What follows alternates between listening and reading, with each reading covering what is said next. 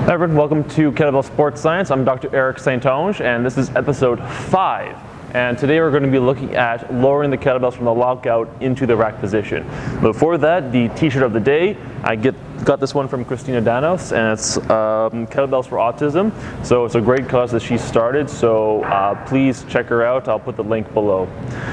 So today, like we said, we're going to be looking at lowering the kettlebells from the lockout into the rack position, but we're going to continue on with the theme that we had for the first few episodes with regards to lumbar hyperextension. So I did receive this comment from one of my videos on Reddit, so we're going to be actually addressing that today. So that was the inspiration for today's episode. So we're really going to be focusing on the one part, the lumbar hyperextension. So one thing that we often see is when we come back, and this is probably the problem that the gentleman was mentioning, is that coming back here is so an excessive amount of lumbar hyperextension when coming back here. Now,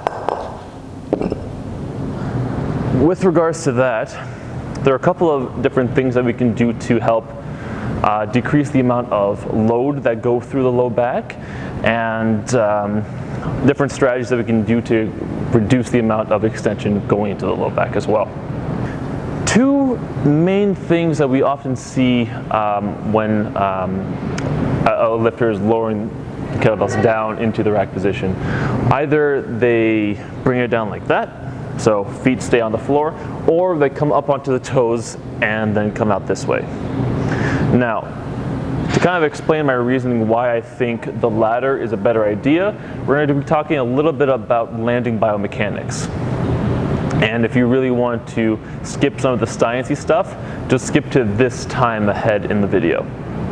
So you're probably wondering why we're talking about landing biomechanics when we're talking about not landing, essentially.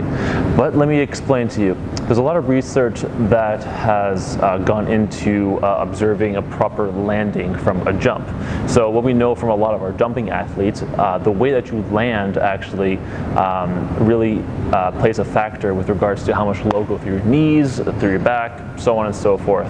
So what I want to talk to you about, there's a couple of key points that I want to kind of make you aware of. There's the first part is the initial ground contact. So that's when your foot initially makes contact with the floor. Then there's the peak vertical ground reaction force, which is the peak amount of force going back up into your feet. So just like we all learned in high school, Newton's third law, for every action there's an equal and opposite reaction.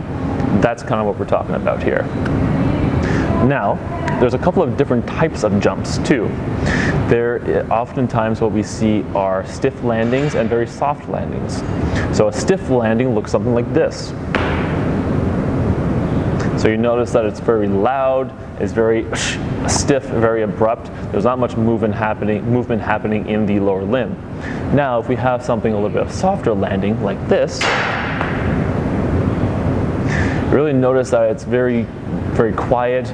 They're absorbing the amount of load throughout their body in a more efficient manner.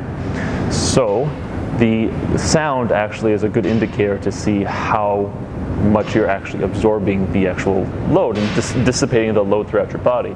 Now the latter, the soft landing, is actually a lot safer on your body because you're, instead of having the load only at the one spot, this way we're actually able to decelerate a lot better, and this will officially make it so there's more force going through through certain parts of your body. So if we can think about this concept of deceleration, it really makes sense that it reduces the amount of load to your system. So think about it this way. We have a red light over here and we're driving along here and we see the red light. We slowly decelerate so that when we're over here at the red light, we're stopped and it's a nice gentle deceleration. Versus if you're driving along really, really fast and you only start to decelerate here because you only notice the red light there, now you have to stop the mass of your car in this short distance. So as you can probably imagine, there's a lot more force that happens when you compress the amount of time. So that's another reason why, if you keep decelerating this way, you're going to wear out your brake pads sooner than later. Same concept with landing biomechanics. If we always land with a very stiff landing, so a very abrupt landing when we're only working in this range, that's when we start to see some knee injuries start to happen, versus if we land with a nice longer time frame. This is a lot safer on our system, and the way that we do that with kettlebell sport is coming up onto the heat, onto your balls of your feet, then lowering from there versus staying flat on your feet. Again, this is just to help prolong this amount of time. And for those who had decided to skip over the sciencey part, welcome back, and you missed out. So with all of that being said, the reason why I think going up onto your toes, then lowering, again, it's just a way for your body to decelerate the kettlebells from coming down, all right? And that will make it so that you're overall not using as much force all at the once, and you're able to absorb the force a little bit more. So that's the first major point, is coming up onto your toes. Other ways to help decelerate the amount of force coming down this way is to actually, as we're coming down here, the elbows will be coming inwards. Then as we make contact with our abdomen here, then we slide outwards, and then our elbows rest on our iliac crest, versus just coming from here and landing that way. And I'm pretty sure that most people, who've lifted do this, but just another important point to kind of remind us to, so that when we come down, bring the elbows inwards a little bit, so a little bit of external rotation also happening at the shoulders and coming out this way. Now, another key point, and it might seem obvious too, in order to prevent excessive lumbar extension, will be to actually contract your abdomen. So same way that when we're going into the drive phase here, we're making a pulse here in your abdomen and contracting your glutes to come up this way. When we're landing, same thing. So now I'm actively contracting my abdomen. Bells make first initial contact here with my shoulders, a little bit of external rotation, I'm on my toes. Then as the kettlebells start to make more contact with my abdomen, go down to the feet, absorb the shock, give a little bit of knee flexion, a little bit of hip flexion as well. Not so much, otherwise, we'll lose our shelf for our elbows.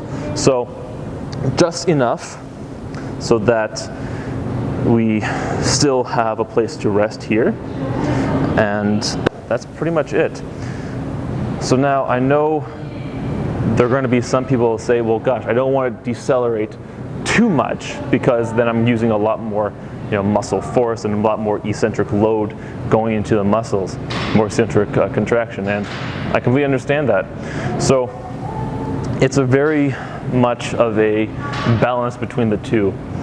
I wouldn't want to go so far just loose so that I'm really relying all on my passive structures like my ligaments and things like that to absorb that force. That's not good. But I also don't want to slowly lower the kettlebells just at a pure eccentric load. Obviously that you're just going to be burning through your muscle glycogen and tire out after a minute. So it's really about playing around, finding the balance between the two, and I think that is the best way to kind of go about it. So quick demo here. Take out the wedding ring. So we're coming down here. So as we're coming down, again, hits the shoulders a little bit here. You're on your toes, comes down, and you absorb that way. So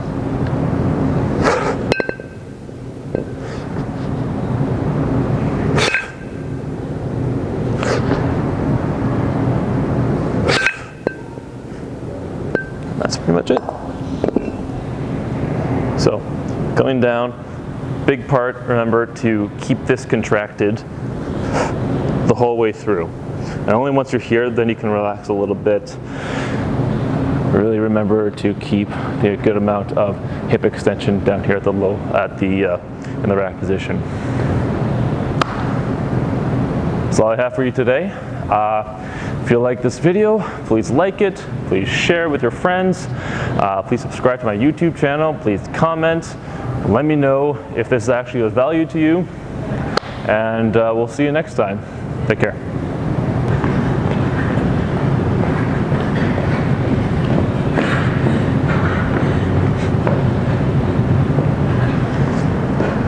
This is what I have to deal with.